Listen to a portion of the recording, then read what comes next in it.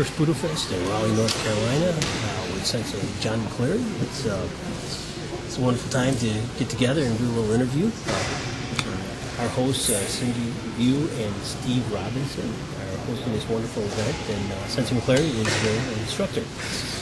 John, it's good to see you. You too, Bill. It's always a pleasure. You've had a pretty rough year. The last time I remember we met in Philadelphia, correctly? And That's correct, we were at the Asian World, and by surprise, saw you, and we talked about doing some things together, and then you had a life-changing incident. Can you tell us what happened? Yeah, to say the least. Right about that time, we had a fire. So our dojo and my personal home had burned down. But I must say that it's been a real blessing. The martial arts community has really been very supportive and encouraging. So it helps us to just keep going on. My heart goes out to those people who are suffering in San Diego, because I know what the fire is like on a real level. You lost a lot of your mementos in this fire. Can you tell us a bit about what you're missing and how you are overcoming and moving forward? You're a real fighter, and this is a testament to it. Go ahead. One of the things that sticks out of my mind during the fire, I actually was able to get out before it got too bad. And I thought, very silly, wait a minute, my Dan certificates, my belt, keys, everything's in there, my computer, so I run back in. But to no avail, so all of that stuff, for the most part, was destroyed. But to my surprise, a lot of people had photographs and things. Yeah, I even ran into someone who had photographs of my Shodan Nidan certificate. So at the very least, I will have some photographs of that stuff. That's going back to 1970 when I made sure. Now, you're still teaching. You have a new location. You moved to a new location. Can you tell us what you're doing now? Yeah, we have a new location. We're actually working out of an American Legion post. Almost the size of the dojo that I've ever was. But for the most part, I've been doing a lot of clinics and traveling and doing seminars pretty much on the East Coast, and that's been fun. Get a chance to reunite some old friendships and acquaintances and get some good sweat equity with great people. You have an organization that you've started, and you're also members of a couple others. Can you tell us about some of your affiliations that you're currently involved with?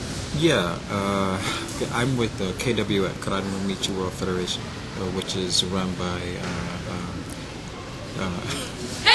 Isaka Sensei and Yahara Sensei. And actually there are some gentlemen who are senior to them, but they're the bases that most people are clearly recognizable. Ogasaro Sensei, and they were all formerly JK. And then also I'm with Traditional Karate USA, and our best karate group, which stands for Backing Education and Spirit of Tradition.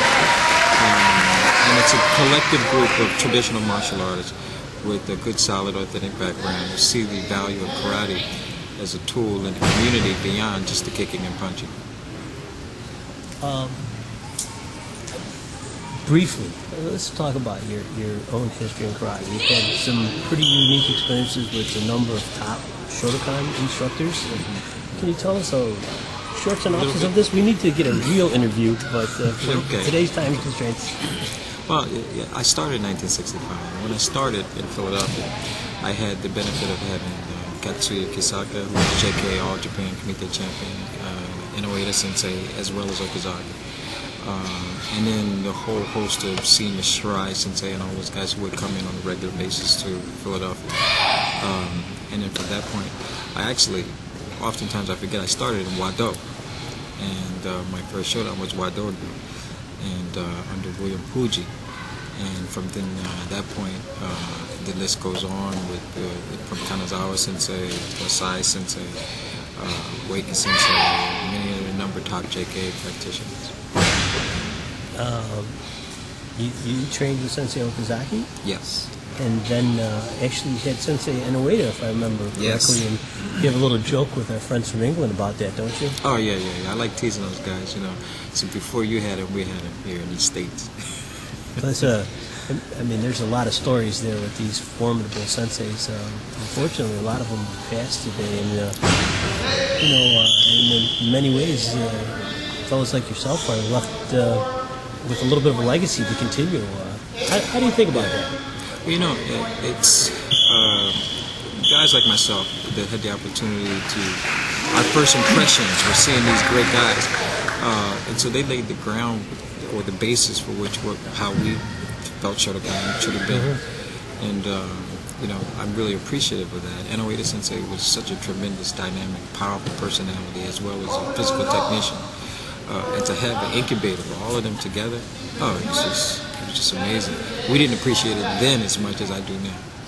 Now, you have a couple other things you're involved with. First of all, I believe you're a minister. Mm-hmm. You have some group projects that are separate that are important to you, and also you're working on a book. Can you share a little bit about these? I started karate in the 60s and coming from a very spiritual family, Christian Judeo background, and in the heat of the civil rights era, but also at a time where karate brought all peoples together from every kind of socioeconomic, racial background. And so I had a diverse experiences that didn't always harmonize. And so the book that I'm working on is what it's like after 42 years of growing up in karate in various cultures, and what karate has been able to do to assist in the shaping of my personality and others. Very good. Today you taught a kata that's not so familiar to a lot of us Shotokan. Can you speak a little bit about the kata? Today we did Hakuhachi Ho, which originally Pachirin to Super Empe, and in the early development of JK, the instructor training program, Hosei University, Waseda University, had the benefit of having a lot of the senior masters from other styles come in. Kewama Buni Sensei and Yamaguchi Sensei, and they taught, you know, Goju Shiho and Super Empe, but not all of the JK retained those as part of the syllabus.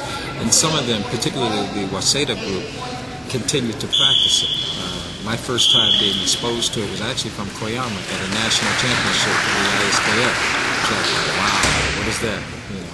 But since then, many other groups, Kanazawa Sensei's group, and all too. But it's a kata that's really good for aging guys like myself. Well, it's really great seeing you today, and I know we've talked many times about getting together and doing some formal interviews with photos and everything, and I think we're going to have to nail that very soon. Are we in agreement? Sure, and it's always a pleasure to see you, Bill. I appreciate the work you do. I appreciate working with you and look forward to spending some more time with you in the near future. All right. Thank you. Good training.